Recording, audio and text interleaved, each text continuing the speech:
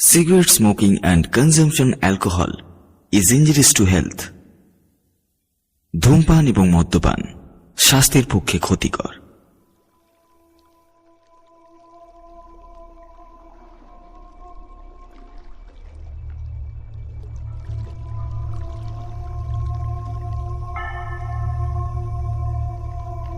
নমস্কার, আমি প্রিয়াংশু।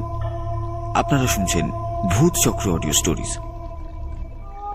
আজ আমি আপনাদের শোনাব একটি হাড় হিম করা গ্রাম বাংলার ভূতের গল্প, মরণের গন্ধ। আজকের গল্প পাঠে আমি প্রিয়াংশু।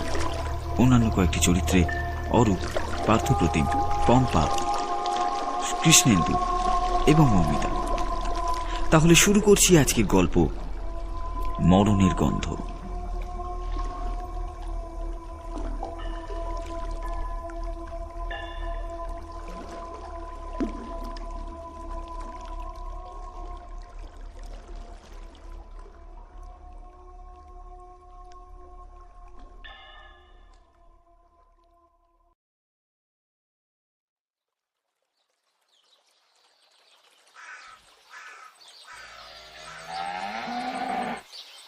পূর্ববঙ্গের এক ঘুমন্ত গ্রাম জলাবাড়ি।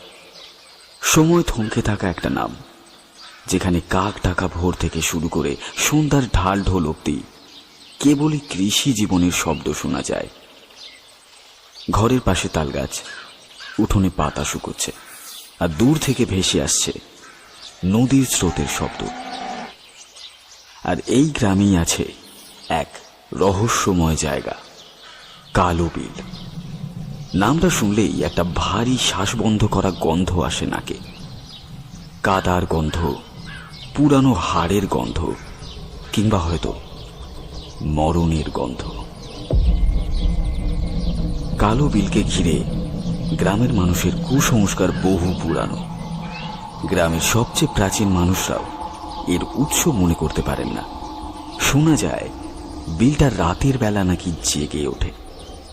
দিনের বেলা শান্ত, কিছুটা নিস্তরঙ্গ, কিন্তু সন্ধে নামতেই যেন জলটা ভারী হয়ে ওঠে, নড়ে উঠতে চায়, গিলতে চায়। বিলের মাঝখানে একটা ছোট্ট দ্বীপ আছে। জমি বলতে শুধু ৫-১০টা গজের জায়গা, আর তার মাঝখানে একটা তাল গাছ দাঁড়িয়ে বেঁকে আছে যেন সময়ের ভারে। কেউ কখনো ওখানে যায় না, কেউ গেলে আর ফিরে আসে না বলেই বিশ্বাস।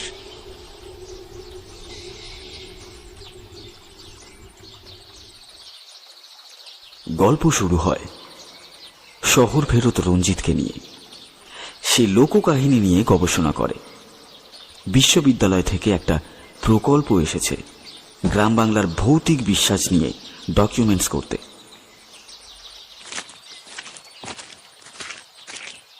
গ্রামের পাকা রাস্তা শেষ হতেই সে নামল।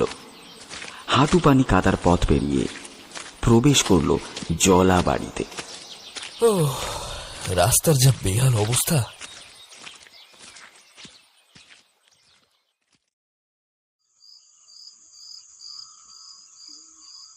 রঞ্জিতের থাকার ব্যবস্থা হলো গঞ্জ বাজার থেকে কিছুটা দূরে একটা খালপাড়ার টিনের ছাউনির ঘরে, যেখানে চাষিরা তাদের ধান রাখে। এই ঘরের মালিক নিখিল মণ্ডল। তিনি হলেন সোজা সরল মানুষ। তিনি রাতে শুতে যাওয়ার আগে রঞ্জিতকে বললেন, কথা, কালো বিলের দিকে ভুলে যাইবেন না যেন। এই পূর্ণিমার সময় কালো বিল আরো ভয়ঙ্কর হয়ে ওঠে কথা।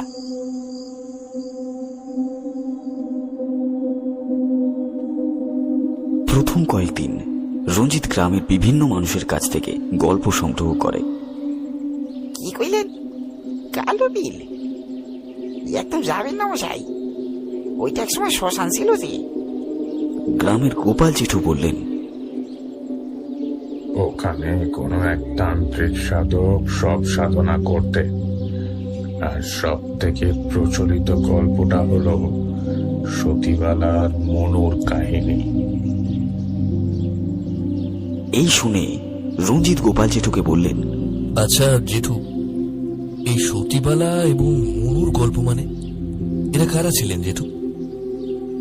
উত্তরে গোপাল জেঠু বললেন, এ এক প্রেমের কাহিনী। সতীবালা ছিলেন এক জমিদার বাড়ির আদুরে মেয়ে, আর মনু মনু এক সাধারণ মাঝি। তাদের এই সম্পর্কের কথা সমাজ কখনো মেনে নেয়। প্রতিভালাকে নাকি আটকে রাখা হয়, আর মনুকে গুম করে দেওয়া হয় এই বিয়ের জলে। তারপর থেকে প্রতি পূর্ণিমায় দেখা যায় এক সাদা শাড়ি পরা মেয়েকে, যে মাথার চুলগুলি খোলা অবস্থায় পা ভিজিয়ে হাঁটে এবং ডেকে চলে মনু মনু বলে। এই ঘটনা শোনার পর রঞ্জিত ঠিক করল সে নিজেই যাবে কালো বিলে।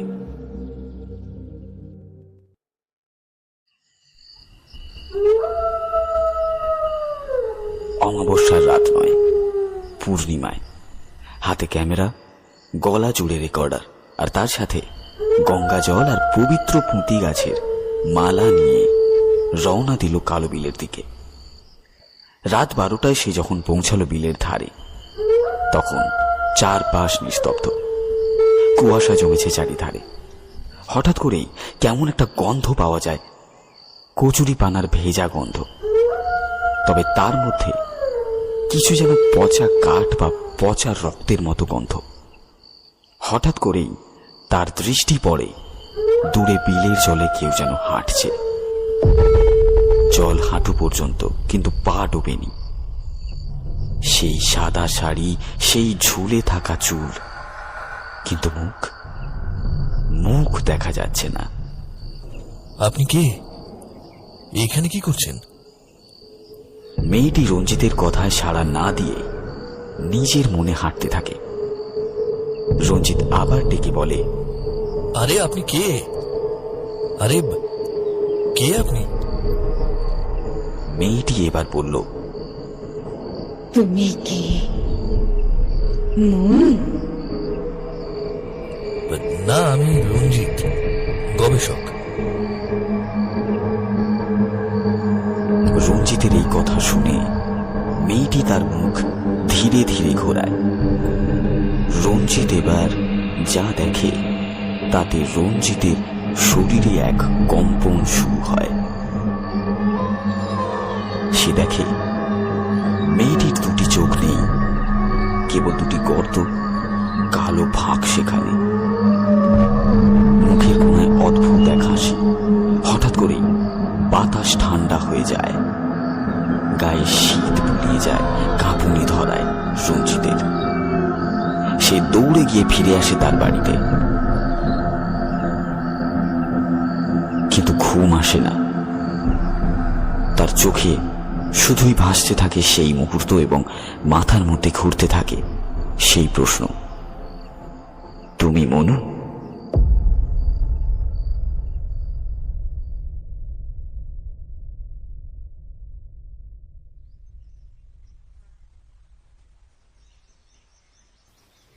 পরদিন সকালে গ্রামের এক মাঝির সঙ্গে দেখা হয় রঞ্জিতের। নাম অজিত মাঝি। সে জীবনে অনেক ঝড়ঝঞ্ঝা পেরিয়েছে। রঞ্জিত তাকে জিজ্ঞেস করল, এই বিল নিয়ে আপনি কি জানেন?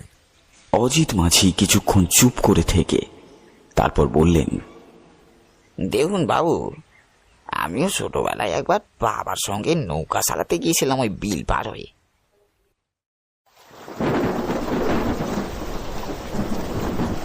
সে ছিল এক পূর্ণিমার রাত।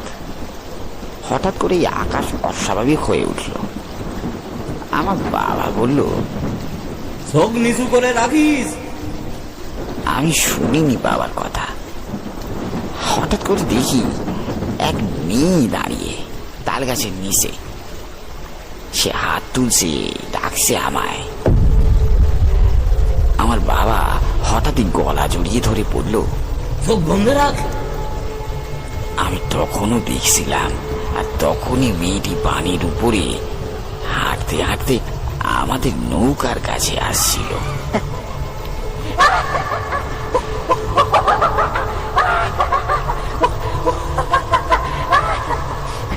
আমরা ফিরতে পারিনি ঠিক মতো।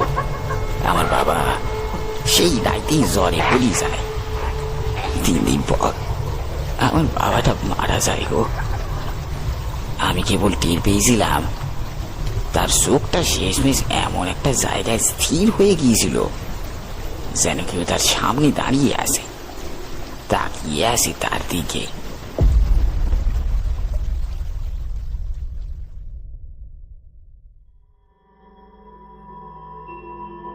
রঞ্জিত এবার বুঝল এটা শুধু গল্প নয়, কিছু একটা সত্য আছে এই কাহিনীতে। রঞ্জিত ঠিক করল সে এই কাহিনীর তদন্ত জোর দিয়ে করবে। সে পঞ্চায়েতের প্রধানের কাছে এসে বলল, বলছি স্যার, আমি কি একটু আপনাদের অফিসটা ঘুরে দেখতে পারি? পঞ্চায়েত প্রধানের মত নিয়ে সে পঞ্চায়েত ঘরে প্রবেশ করল। সেখানে সে একটি হাতে লেখা বই খুঁজে পেল। সেখানে পাওয়া গেল 1942 সালের একটি মামলা। মনু হালদার নামের এক যুবকের নিখোঁজ সংক্রান্ত রিপোর্ট। সেখানে লেখা, স্থানীয় সমাজপতিদের নির্দেশে সমাজ বিরোধী সম্পর্কের কারণে তাকে সমাজচ্যুত করা হয়। তারপর থেকে আর তার দেখা পাওয়া যায়নি। আরো গভীর খোঁজ নিয়ে জানা যায় সেই সমাজপতিদের একজন এখনো জীবিত গ্রামের একদম প্রান্তে বাস করে। নাম দীনবন্ধু মুখার্জি। বয়স এখন 90 পেরিয়েছে। রঞ্জিত এক বিকেলে দেখা করে সেই বৃদ্ধর সঙ্গে। ছোট একটা ঘরে সে থাকে। চোখে একটা ঝাপসা চশমা, কিন্তু গলার আওয়াজ শক্ত। তার ঘরেতে পৌঁছে রঞ্জিত ডাক দেয়, দীনবন্ধু বাবু বাড়ি আছেন? কাকে চাই? আপনার সঙ্গে একটু দরকার ছিল দাদু। বাইরে বেরিয়ে আসেন দীনবন্ধু বাবু এবং একটি টুল এগিয়ে দিয়ে রঞ্জিতকে বলে, হ্যাঁ, বসো বাবা, বসো। আচ্ছা দাদু, আপনি সতীবালা নামে কাউকে কোনোদিনও চিনতেন? তুমি তুমি কি কারণে এখানে এসেছো? আপনি বলুন সতীবালাকে চেনেন কিনা।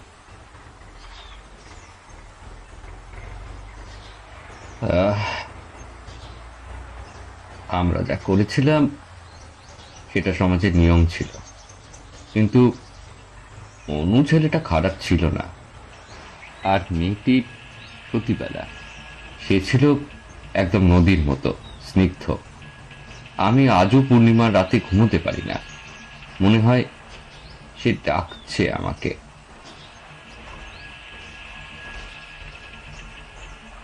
এইসব ঘটনা শুনে রঞ্জিত ঠিক করে সে যাবে বিলের ধারে শেষবারের মতো। সে দীনবন্ধুকে বলে, আচ্ছা দাদু, আমাকে একটা উপকার করতে হবে। কি বলো? আপনাকে আজকে একবার কালো বিলে যেতে হবে আমার সাথে।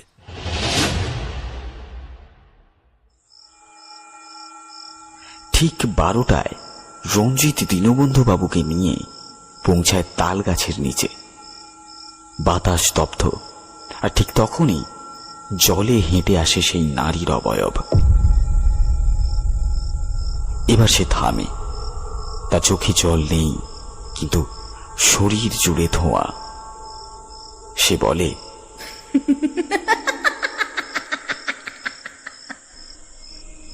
এই মানুষটা, সে আমার মনুকে কেড়ে নিয়েছিল। আমি শুধু জানতে চাই, এখনো কি সে ভাবে আমি ভুল ছিলাম? বৃদ্ধ কাঁপতে কাঁপতে এগিয়ে যায়। কাঁদতে কাঁদতে দীনবন্ধুবাবু বললেন, আমি ভুল করেছি, পাপ করেছি, আমায় ক্ষমা করো, আমায় ক্ষমা করো, আমায় ক্ষমা করো, আমি ভুল। নারীর মুখে এবার এক শান্ত হাসি। তার দেহ ধীরে ধীরে জ্যোৎস্নায় গলে যায়, মিলে যায় বাতাসে। একটা আলো, একটা সুবাস ছড়িয়ে পড়ে চারপাশে। এবার আর নেই সেই পচা গন্ধ, যেন কষ্টের শেষ হয়েছে।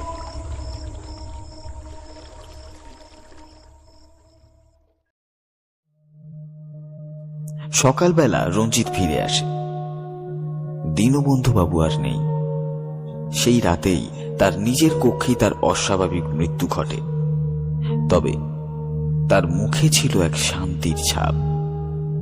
আর বিল, সেই রাতের পর থেকে আর কেউ কখনো সতীবালাকে বিলের কাছে দেখেনি। রঞ্জিত তার গবেষণাপত্রে লেখে, মরণের গন্ধ আসলে প্রেমের অতৃপ্ত চিহ্ন।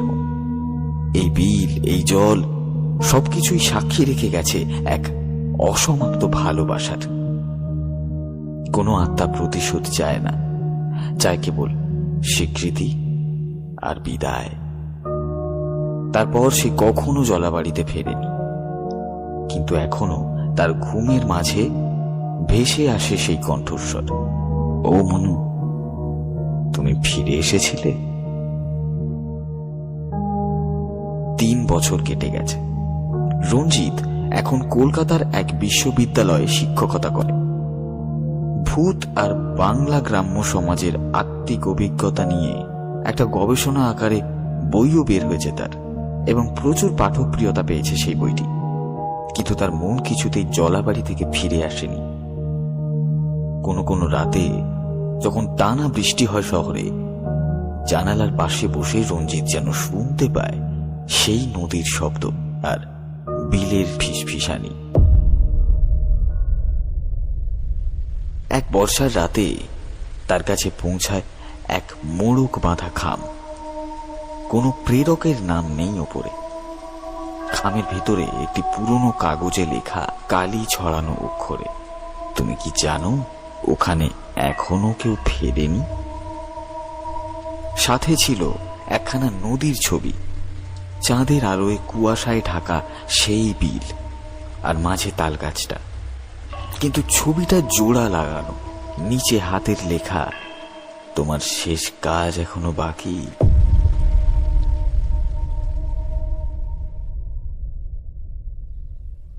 এইবার সে আর গবেষক হয়ে ফেরে না, বরং এক খোঁজার মানুষ হয়ে ফিরে যায় জলাবাড়িতে। কিন্তু গ্রামে পৌঁছেই সে দেখে অনেক কিছু পাল্টে গেছে। এখন বিলের একপাশে একটা পাকা রাস্তা, নদীর পাড়ে ছোট দোকান। লোকের আর ভয় পায় না আগের মতো, কিন্তু তবুও কেউ সেখানে রাত কাটায় না। আর অজিত মাঝি, সে নাকি কয়েক মাস আগে এক রাতে ফের নৌকা নিয়ে উধাও। শুধু তার নৌকাটা মেলে বিলের মাঝে তালগাছের নিচে খালি। রঞ্জিত এবার স্থির করে সে শুরু করে নৌকায় ঘোরা। প্রতিদিন সন্ধ্যায় বের হয়, রাত পর্যন্ত বিল চষে ফেরে। একদিন এক গোধূলি সন্ধ্যায় তার নৌকার নিচে জলটা যেন একবার কেঁপে ওঠে। কিছু একটা ছুঁয়ে গেল তার পা। সে নিচে তাকায়, পরিষ্কার দেখতে পায় একজোড়া চোখ, পচা জলজ অন্ধকারের মাঝখানে সেই চোখ দুটি যেন ফুঁসে উঠছে, আর কানে বাজে সেই ডাক, সতী সতী।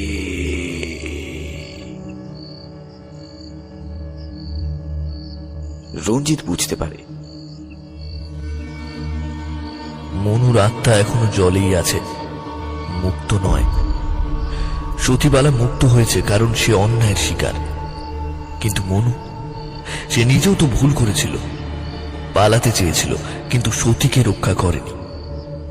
তার আত্মা দ্বিধায়, লজ্জায়, অপমানে আজও দগ্ধ। রঞ্জিত এবার এক বৃদ্ধ তান্ত্রিকের শরণাপন্ন হয়, যিনি একসময় সাধনায় বসতেন নদীর ওপারে। তার নাম ভোলানাথ ওঝা। অনেক খোঁজাখুঁজি করে রঞ্জিত তাকে খুঁজে পেয়েছে। সেই ভোলানাথ ওঝাকে বলল, বাবা, আপনার সাহায্যের দরকার আমার খুব। তার কথার প্রত্যুত্তরেই ভোলানাথ ওঝা বললেন, প্রেম যতই পবিত্রই হোক, অসমাপ্ত থাকলে তা অভিশাপ হয়ে ওঠে। সতীর আত্মা তো বলেছিল, মনু নেই মানে সে নিজেই ফিরতে চায় না। তাকে ফিরিয়ে আনতে হবে না, তাকে যেতে দিতে হবে। রঞ্জিত বিলের মাঝে একটা যজ্ঞের আয়োজন করে। সে নিজের হাত দিয়ে মনুর জন্য একটি পুতুল তৈরি করে, খড়, কাদামাটি আর নিজের রক্তের কয়েক ফোঁটা দিয়ে। পুতুলটিকে সে তাল গাছের নিচে ভাসিয়ে দেয় এবং উচ্চারণ করে, তুমি ক্ষমা পাও মনু, তুমি সতীর কাছে ফিরে যেও না, বরং যেখানে যাও মুক্ত হয়ে যাও। তারপর সেই রাতে বিলের জল শান্ত হয়ে যায়। তালগাছের পাতা আর কাঁপে না, আকাশের পূর্ণিমার আলো পড়ে জলে। আর একবার শেষবারের মতো দূরে দেখা যায় এক ছায়া। মনু ধীরে ধীরে হেঁটে যাচ্ছে নদীর ভেতরে। সে পিছনে ফিরে তাকায় না।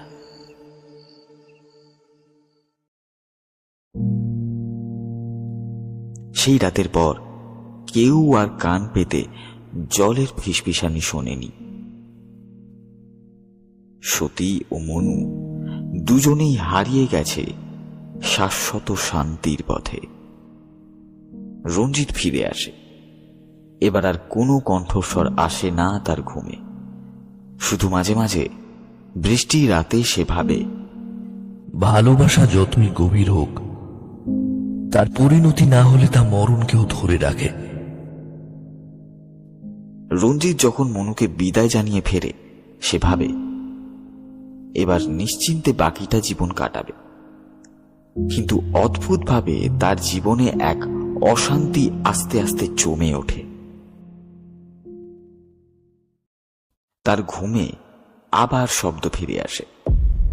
এইবার নতুন কোনো এক মহিলার আর্তনাদ, কোনো শিশুর কান্না আর তালপাতায় আঁচড়ের শব্দ।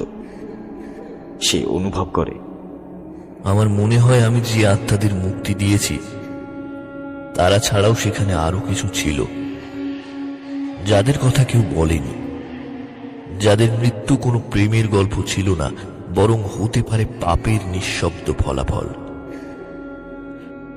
সে আবার ফেরে জলাবাড়িতে। এইবার সে খোঁজে গ্রামে হারিয়ে যাওয়া শিশুদের তালিকা। আশ্চর্যভাবে গত 50 বছরে অন্তত 17টি শিশু নিখোঁজ হয়েছে। তাদের কেউই আর ফেরেনি। রঞ্জিত খোঁজ পায় বর্ষার দিনে যখন বিল উপচে পড়ে, কিছু শিশু জলে পড়ে যায়। তারপর আর তাদের দেহ কখনো পাওয়া যায় না।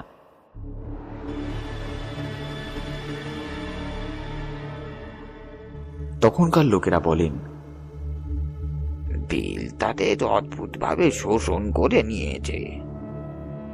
আবার একজন বললেন, তারা ছিল আত্মার পণ্য।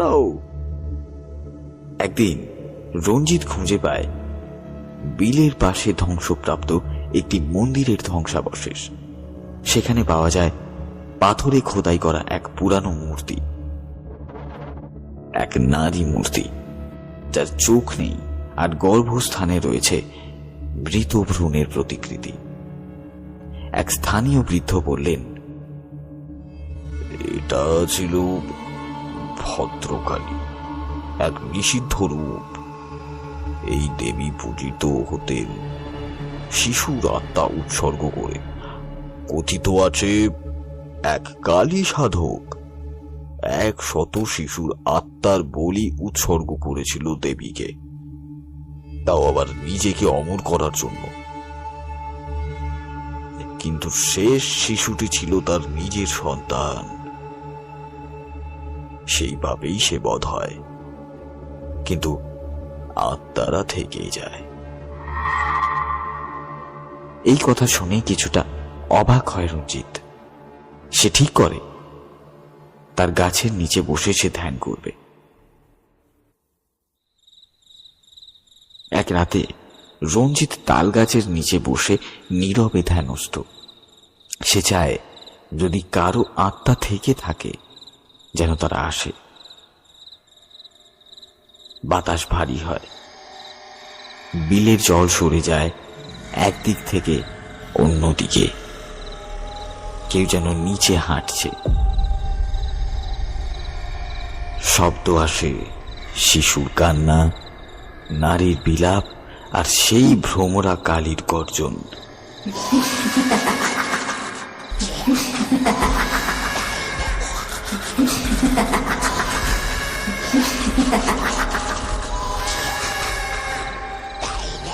হঠাৎ করেই রঞ্জিত অজ্ঞান হয়ে পড়ে। সে দেখে এ এক ভিন্ন জগৎ। তালগাছের নিচে দাঁড়ানো শত শত ছায়া, শিশু, নারী, বৃদ্ধ। তাদের চোখ নেই, মুখ নেই, কিন্তু তাদের মুখে একটাই আওয়াজ, আরে কেউ চাইনি, আরে কেউ চাইনি।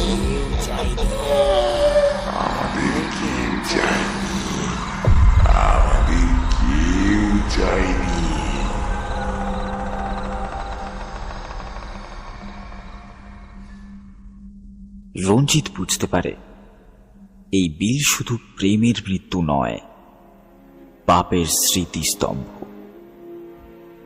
সে ফিরে একটা সিদ্ধান্ত নেয়। এই জায়গাকে আমি একটা স্মৃতিতীর্থ বানাতে চাই, যেখানে হারিয়ে যাওয়া আত্মাদের জন্য প্রদীপ জ্বলবে, নাম লেখা হবে যাদের কেউ মনে রাখেনি। এই গল্প লেখা থেকে 10 বছর কেটে গেছে। এখন জলাবাড়ির সেই তালগাছের নিচে একটা সাদা পাথরের ফলক বসানো। লেখা আছে, যারা নামহীন, যাদের চোখ ছিল না, মুখ ছিল না, অথচ গল্প ছিল, তাদের জন্য এই ঘাট। কখনো যদি কেউ বর্ষার রাতে বিলের পাশে দাঁড়ায়, সে শুনতে পায় কেবল স্রোতের শব্দ নয়, একটা চাপা কণ্ঠস্বর। তুমি কি এখনো শুনতে পাও? এটাই ছিল মরণের গন্ধ, ভালোবাসার, প্রতারণার, পাপের আর মুক্তির সেই বিল, সেই নদী, আর এক গবেষকের আত্মার গহীন অভিজ্ঞতার ইতিহাস।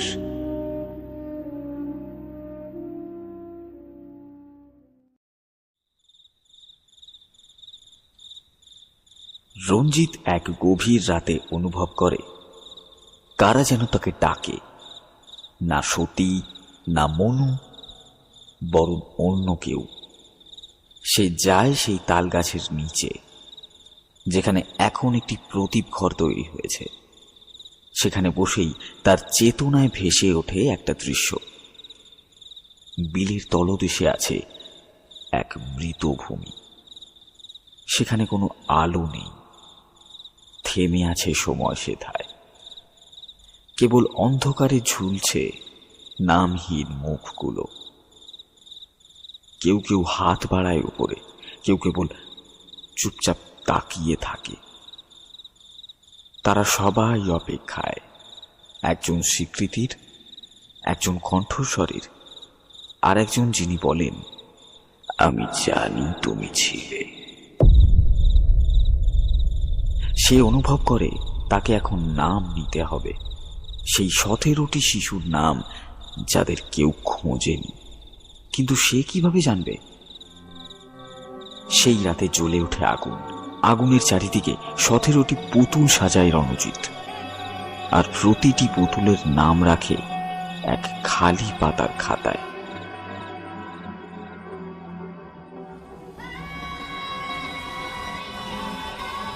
ভোর হতেই সে দেখে পাতাগুলোর কাগজে আঁচড় কাটা আছে, নানা ভাষায়, নানা চিহ্ন। সে বুঝতে পারে এই নামগুলো এখন আর অদৃশ্য নয়।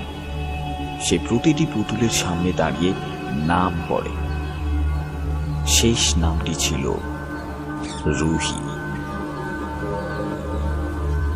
সেই দিন থেকেই সে আর বিশ্ববিদ্যালয়ে ফেরে না, থেকে যায় জলাবাড়িতে, যতক্ষণ না শেষ আত্মার নাম উচ্চারিত হয়।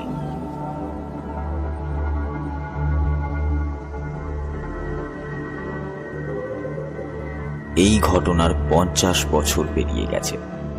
এখন রঞ্জিতের বয়স 80-র কাছাকাছি। রঞ্জিত এখন একটি বাঁশের লাঠিতে ভর দিয়ে হাঁটে, কিন্তু তার কণ্ঠে এখনো একই দৃঢ়তা। জলাবাড়ির গ্রামের মাঝেই তার ছোট্ট একটা কুঁড়ে ঘর, চারপাশে গাছগাছালি, ফুলের গন্ধ আর তাল গাছ। বছরের পর বছর ধরে পূর্ণিমার রাতে প্রদীপ চালিয়ে গেছে সে বিলের ধারে। তার খাতা ভর্তি মৃতদের নাম, যাদের কেউ খুঁজেনি সে তাদের স্মরণ করেছে, তাদের অস্তিত্ব ফিরিয়ে দিয়েছে স্মৃতির ঘাটে। গল্পের বই বের হওয়ার পর বহু গবেষক, ইউটিউবার, ভিডিও ক্রিয়েটর আসতে শুরু করেছে জলাবাড়িতে। কেউ আসে কন্টেন্ট বানাতে, কেউ আত্মার অভিজ্ঞতা নিতে। রঞ্জিত তাদের নিষেধ করে, কিন্তু তারা শোনে না। এক ইউটিউবার দুঃসাহস করে পূর্ণিমার রাতে তাল গাছের নিচে তাঁবু ফেলে। সকালে তার ক্যামেরা পাওয়া যায়, কিন্তু তাকে আর পাওয়া যায়নি। ক্যামেরার ফুটেজে দেখা যায় একটি সাদা অবয়ব ধীরে ধীরে ক্যামেরার দিকে এগিয়ে আসছে, আর শেষ শট ক্যামেরার লেন্সে জল পড়ে, তারপর ব্ল্যাক স্ক্রিন। এই ঘটনার পর রঞ্জিত বুঝতে পারে কিছু এখনো অমীমাংসিত। আমাকে আবার যাত্রা শুরু করতে হবে, এবার নিজের আত্মার শান্তির জন্য নয়, বরং একটি সমগ্র গ্রামের রক্ষা করার জন্য।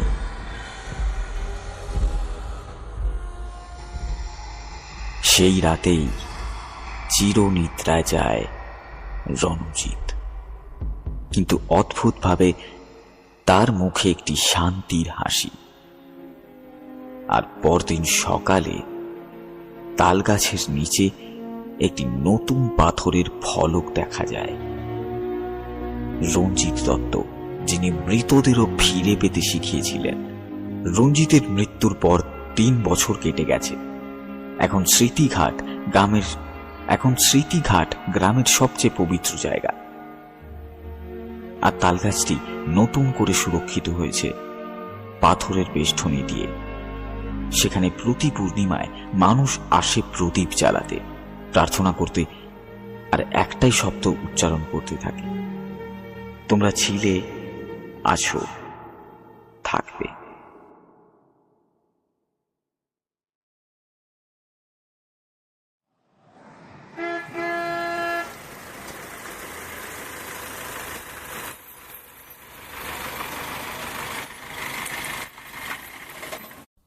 এক আন্তর্জাতিক বিশ্ববিদ্যালয়ের গবেষণা টিম আসে বিলের অতি প্রাকৃত ইতিহাস নিয়ে গবেষণা করতে। তারা সঙ্গে আনে অত্যাধুনিক যন্ত্রপাতি, ইএমএফ ডিটেক্টর, ইনফ্রারেড ক্যামেরা, সোনার স্ক্যানার, এইসব। কিন্তু এই যন্ত্রগুলো সন্ধ্যে 6টার পর অদ্ভুতভাবে কাজ করা বন্ধ করে দেয়। শুধু স্ক্রিনে আসে একটাই শব্দ, নাম। তারা গভীর রাতে চূড়ান্ত পরীক্ষার সময় ক্যামেরায় ধারণ করে এক অদ্ভুত দৃশ্য। তালগাছের নিচে একজন বৃদ্ধ হাঁটছে, হাতে লণ্ঠন, মুখে হাসি। কিন্তু রঞ্জিত তো মৃত। ক্যামেরার লোকেশন ডেটা বলে ঘটনাটি ঘটছে গাছের ভেতর থেকে, যেন সেই গাছ এখন একটি স্মৃতির ধারক, এক জীবন্ত প্রতিকৃতি। একদিন এক তরুণী আসে গ্রামে, তার নাম পায়েল। সে বলল, আমি শুনেছি এই ঘাটে মৃতদের আত্মা শান্তি পায়, তাই আমি এসেছি আমার ছোট ভাইয়ের নাম স্মরণ করতে, যে নিখোঁজ হয়েছিল 2002 সালে। পূর্ণিমার রাতে সে প্রদীপ জ্বালিয়ে শুধু একটি নাম বলে, রাহুল। এরপর সে এক দৃষ্টিতে তাকিয়ে থাকে জলে। দীর্ঘক্ষণ পর বিলের মাঝখানে সে দেখে একটা ছোট বালক দাঁড়িয়ে আছে, কাদা আর জলে মাখামাখি, কিন্তু মুখে হাসি। পায়েল ডাকে, কিন্তু সে এগোয় না, কেবল হাত তোলে। পরদিন সকালে ঘাটের পাশে পাথরের ওপরে খোদাই করা একটি নতুন নাম, রাহুল পালিত, 1995 থেকে 2002। কিন্তু কে কিভাবে খোদাই করলো কেউ জানে না, কিন্তু পায়েল তার উত্তর পেয়ে গেছে। একদিন গ্রামবাসীরা তালগাছের গোড়ায় একটি ধাতব বাক্স খুঁজে পায়। এর ভেতরে একটি পুরানো চামড়ার খাতা, তাতে রঞ্জিতের হাতে লেখা শেষ অধ্যায়, বিলের ওপারে। যদি কখনো মনে হয় আত্মারা আর কথা বলে না, জেনে রেখো তারা থেমে যায়নি। তারা কেবল অপেক্ষা করে আছে তোমার কণ্ঠের জন্য। যতদিন তাদের নাম উচ্চারণ করবে ততদিনই ঘাট জাগবে। আমি থাকব না, কিন্তু আমার প্রদীপ থাকবে তোমাদের সাথে। বছরের পর বছর কেটে যায়। ঘাটে এখন একটি ছোট্ট জাদুঘর, একটি লাইব্রেরি, যেখানে বিল সংক্রান্ত সব গবেষণা সুরক্ষিত। পর্যটকরা শুধু ভয় পেতে আসেন না, বরং আসেন স্মরণ করতে। আর তালগাছ, সে এখনো দাঁড়িয়ে আছে, শুধু তার গায়ে নতুন নতুন খোদাই যোগ হয়। রাহুল, মীরা, রফিক, নিশা, সমীর, কাবেরী, প্রতিটি নামের পেছনে একটি গল্প, প্রতি গল্পে এক আত্মা, আর প্রতিটি আত্মার গন্ধ এই মরণের গন্ধ। এখন আর মৃত্যু নয়, বরং অস্তিত্বের শেষ প্রমাণ।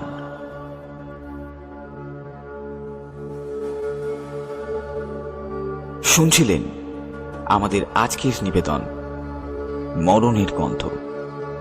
আজকের গল্প পাঠে আমি প্রিয়াংশু। রঞ্জিতের চরিত্রে অরূপ, অজিত মাঝি এবং অন্যান্য গ্রামবাসীদের চরিত্রে আমি প্রিয়াংশু, গোপাল জেঠুর চরিত্রে কৃষ্ণেন্দু, সতীবালার চরিত্রে পম্পা এবং দীনবন্ধুবাবুর চরিত্রে পার্থপ্রতিম, পায়েলের চরিত্রে মৌমিতা। তাহলে কেমন লাগলো আজকের গল্প অবশ্যই কমেন্ট বক্সে কমেন্ট করে জানাতে ভুলবেন না। আর গল্পটি ভালো লাগলে একটা লাইক করবেন এবং আপনার কাছের মানুষদের সাথে শেয়ার করবেন, এবং অবশ্যই চ্যানেলটি সাবস্ক্রাইব করতে ভুলবেন না। তাহলে দেখা হচ্ছে পরবর্তী গল্পে। ততদিন ভালো থাকুন, সুস্থ থাকুন। ধন্যবাদ।